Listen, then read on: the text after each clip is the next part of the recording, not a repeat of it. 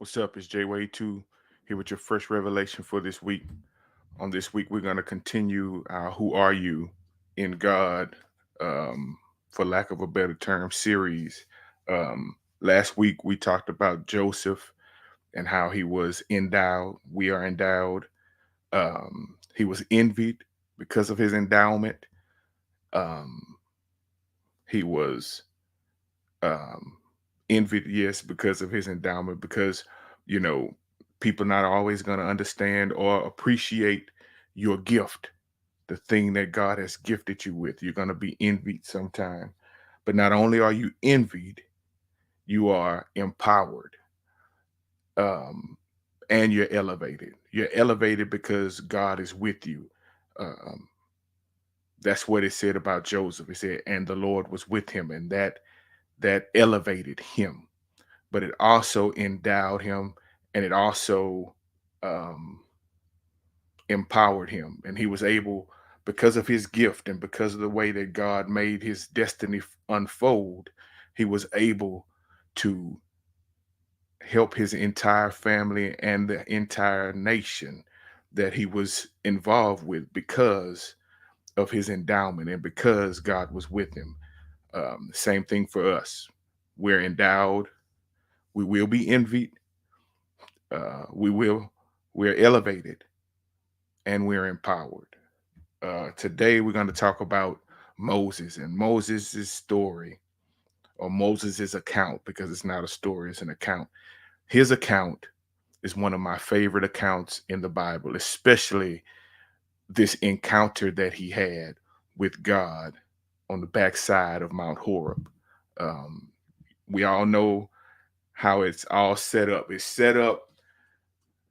God set a bush on fire, but it wasn't consumed. The bush was burning, but the bush didn't burn up. And it caught Moses' attention, and God began to speak to Moses through this bush.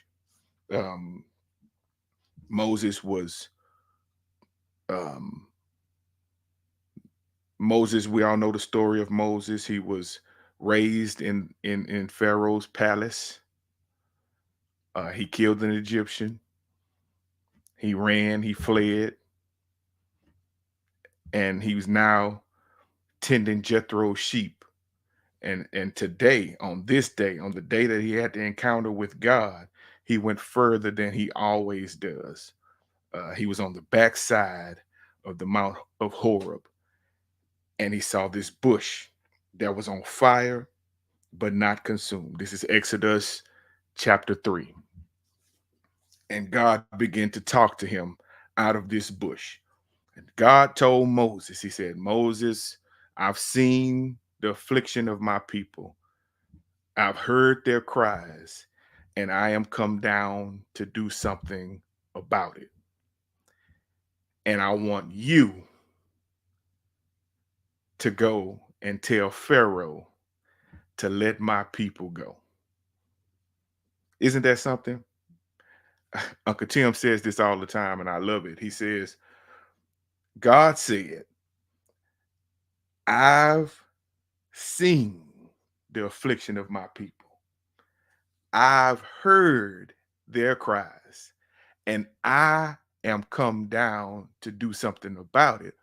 But I want you to go and tell Pharaoh to let my people go. Now, to preface all of this, and even in knowing who we are in God and what we're called to do, what our calling is, what our gift is, walking in our purpose, reaching our destiny, even though all of that is true, brothers and sisters, God doesn't need us. He can do all of this stuff himself, but he chooses to use us, and we should be grateful for the opportunity. God chooses to use who he uses. He doesn't have to use anybody. And what's so crazy about it is, and what I'm glad about, is he uses ordinary people to do ordinary things in an extraordinary way. He does ordinary stuff through ordinary people like me. I'm ordinary. It's nothing spectacular about me. but God uses me to do the things that I do. And because of him, it becomes extraordinary. It may not be in your eyes, but somebody sees it. Brothers and sisters, you may feel ordinary, but with God, you are extraordinary. And God will use you to do extraordinary things. God uses people just like me, people just like you. And that's all I've been trying to do this whole hear no evil, through all this purpose and destiny, through all of this who you are in God. All of these things are just hinged on the fact that God can use you. Yes, you. He has a purpose, a plan, a destiny for you. And just like Moses, he has a destiny for you too. So Moses hears what God has to say. God tells him, I want you to go and tell Pharaoh to let my people go. That's what God tells Moses. God appointed and assigned Moses. Now, what's so funny about this is Moses already knew that he was going to Moses, the people that raised Moses, raised him to believe that he was something special. And God had a plan for his life because his birth and his raising was extraordinary. Remember, he was put in the basket on the Nile and sent out because all of the firstborn males were supposed to be killed. But Moses' mother said something special about this boy. He's going to do something great. So what I'm going to do is I'm going to put him in the Nile, and hopefully God will take care of him. Brothers and sisters, from your birth, you are gifted with what God wants. You have already within you all you need to do what God wants. He's appointed you to be who you are. And who you are is what this world needs. He's already appointed from birth. He's already appointed you. He's already assigned you. It's up to us to hear that assignment and do something about it. It's up to us to live on purpose. And when we live on purpose through faith with God, we'll reach our destiny. So Moses hears that he's appointed, he's assigned. He knew he was supposed to do something great. But the obstacles and the pitfalls and the things that happened to him and the circumstances that surrounded his life and where he is at this moment. He spent 40 years in the palace. Now he's spent 40 years in the wilderness. He's now 80 years old. And I always tell you, you're never too old. You're never too young. God will use you no matter what age, no matter what nationality, no matter what race.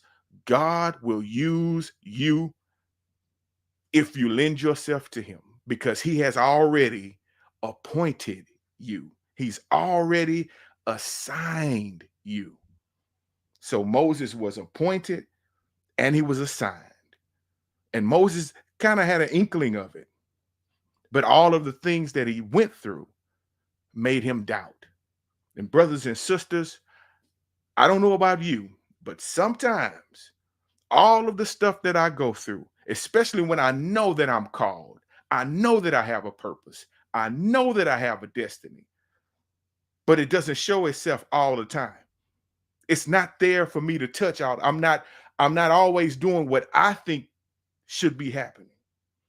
Everything that I want to happen doesn't always happen.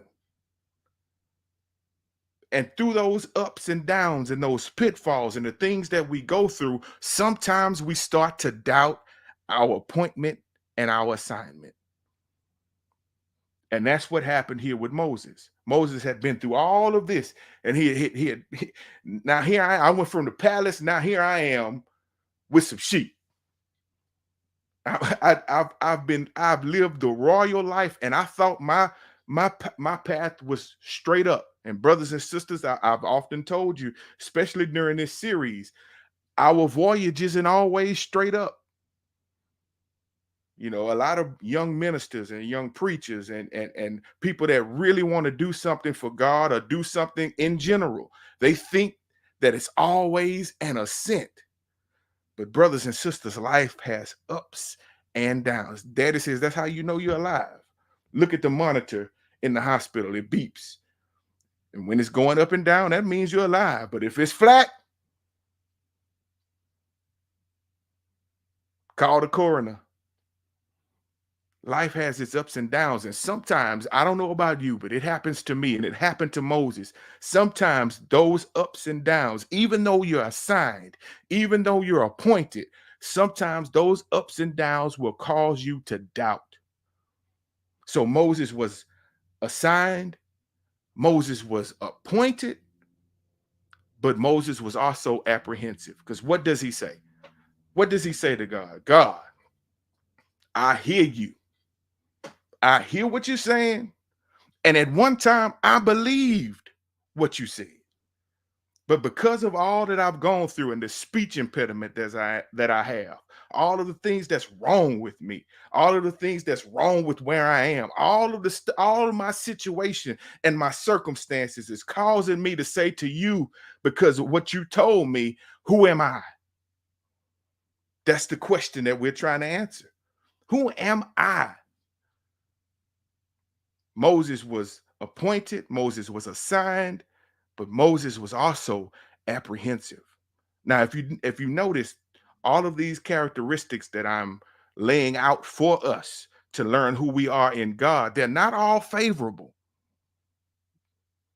because we're envied, we fall, and here we're apprehensive. And if you tell the truth, because I know I am apprehensive, sometimes I doubt. I don't live from faith to faith like I should, and I'm willing to admit that. Sometimes, just yesterday, I was contemplating just giving up. I'm tired. I'm tired of beating my head against the wall and doing all of these things, recording music, writing books, podcasting, and all of these things, doing all of this stuff, and nothing seems to be happening for me the way I think. But I just got a post today. If you look on my page, it's there.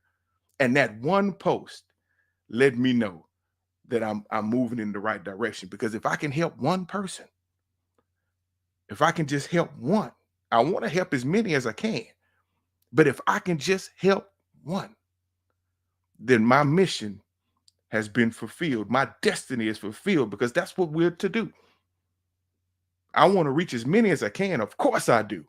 And I feel disappointed when I don't. And I know you feel the same way. And sometimes you feel apprehensive. Who am I to do this? I don't have a name. My name isn't Jakes. My name isn't Michael Todd. I'm not Stephen Furtick. I'm not Kirk Franklin. I'm not John P. Key. I'm not Fred Hammond. I'm J. Wade too. And that doesn't mean a lot to a lot of people. But it means everything to God, because he created me to be J. Wade too. And whatever he assigned me to do, even though I'm apprehensive, I got to do it. Brothers and sisters, put your name in that slot. You may not be the person that's at the top of the thing that God has called you to do, but don't worry about that, because you are appointed and you're assigned. And I know there's apprehension. I know it. I know it. I know it. But although there's apprehension, and who am I to do this? I don't have a name. Who am I? Moses was saying, look, I thought I was somebody when I was in the palace. Even though I still had a speech impediment, I thought I was somebody because I was being waited on hand and foot. I was in the palace. And now look at me. I'm out here tending to sheep. So who am I, God? Because you sent me from here to here. Now, who am I to go and do what you're telling me to do? And they're not going to listen to me. I don't have a name. I've been hiding. They thought I was dead because I've been on the run for 40 years. 80 years old. Look at me, God. I'm 80 years old. I can't talk. I'm on the run. They may kill me on sight. Who am I that I should go and do what you're telling me to do? And I know you're telling yourself that, Even today, we're appointed, yes. We're assigned, yes. But sometimes we are apprehensive, just like Moses. Who am I? And in our apprehension, especially in my apprehension, I always look for God to tell me something different. I look for him to tell me, you are who I said you are. I look for him to straight up tell me, you're going to do great things because I said it. I look for him to tell me that. I look for him to reaffirm me. But he doesn't always do that. He tells me what I need to hear, not what I want to hear.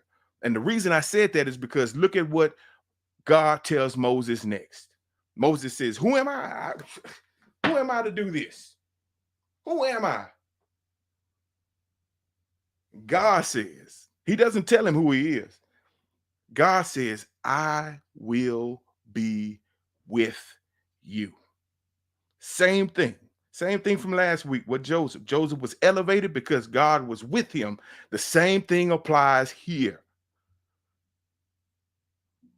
Bible says, when God is for you, who can be against you? The Bible says you're more than conquerors through Christ. God is with you. So Moses is assigned, he's appointed, he's apprehensive. But because of the words of God, he didn't tell him what he wanted to hear. He told him what he needed to hear. God says to Moses, I am with you. So he's assigned, appointed, apprehensive, but anchored. God is that anchor. I'm with you. No matter what wind blow, no matter how choppy the water may be, I'm your anchor. I'm with you. And because I'm with you and because you're anchored, you can do what I'm telling you to do. Brothers and sisters, the water may be choppy around you. The wind may be blowing. There may be a storm. There may be a hurricane. There may be a typhoon. But because you're anchored, you can do what you're appointed and assigned to do, even though you're apprehensive. Because we're assigned, appointed, apprehensive, but anchored. We're anchored, just like Moses. God says, I'm with you. No matter what may come, no matter what may happen, no matter what they may try to do, I'm with you. You are anchored. I got you. That's all God was saying to Moses. Yeah, you're apprehensive.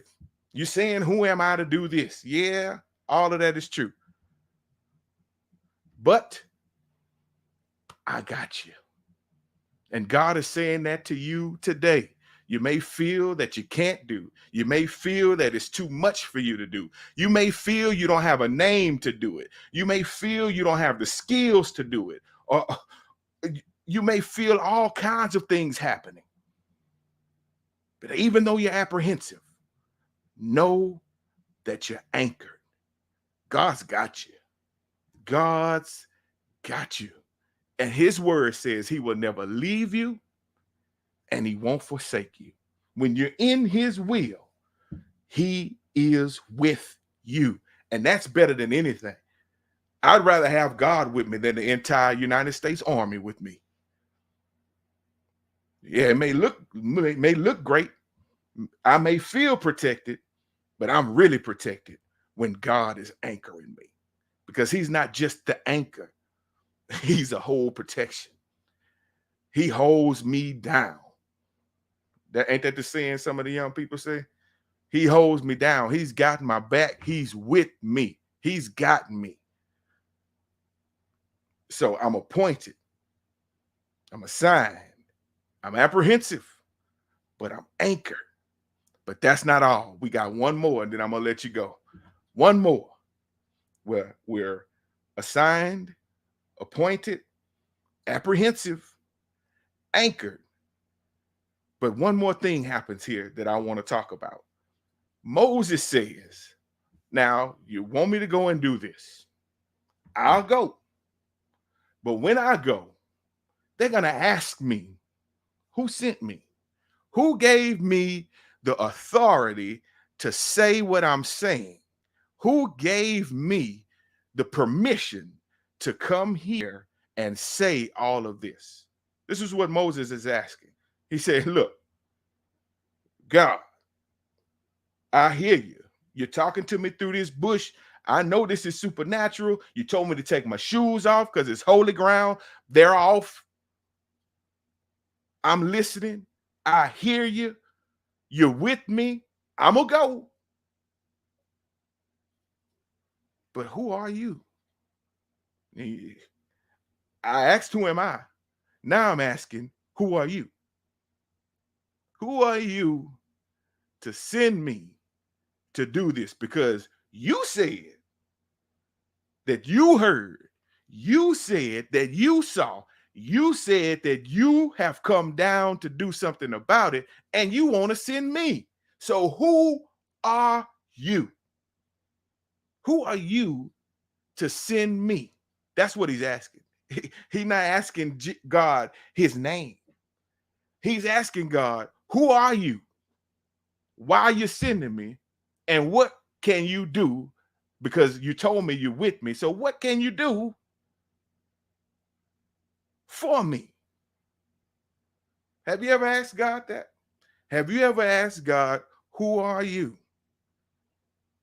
And what can you do? You may not have asked him in those words, but I'm sure you've asked him that before. Who are you? And what can you do? You're sending me, you want me to do, but who are you? And what can you do? And God answers again, not the way that we think he's there. All he really had to say was, I'm God. But he knew that Moses' question was a little more loaded than on the surface. Because Moses was asking him, who are you? What can you do?